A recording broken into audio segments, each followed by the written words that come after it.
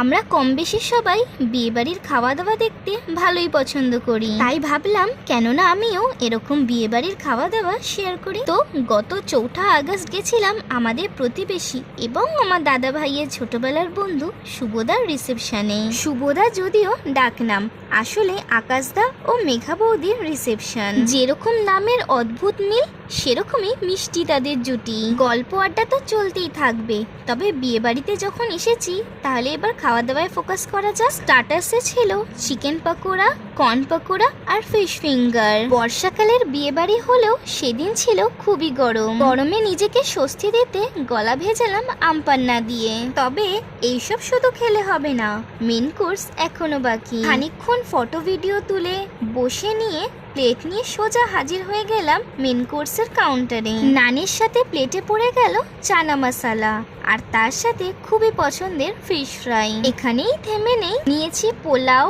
দই কাতলা, মাটন কষা। এখন এই এক ঝামেলা হয়েছে, মানে ওই বুফে সিস্টেম। খাওয়ার সময় ওই বারবার উঠে নেওয়া ও বাপু আমার পছন্দ নয়, তাই আমি সব নিয়েই বসেছি। খাবার খুবই ভালো হয়েছে, তবে আমি বিরিয়ানির ভক্ত কিনা ওইটা না পেয়ে মনটা একটু খারাপ হয়েছিল। তবে মনকে সাইডে রেখে পেটকে আনন্দ দিলাম। এত বেশি আনন্দ পেয়ে গেল যে চাটনি পাঁপড় খাবার জায়গায় বাঁচল না। তবে সন্দেশ আর রসগোল্লা খেয়েছি, মিষ্টি পানও ছিল, সেটাও একটা নিয়েছি। আর লাস্টে আইসক্রিম নিয়ে বাড়ির দিকে রওনা দিলাম।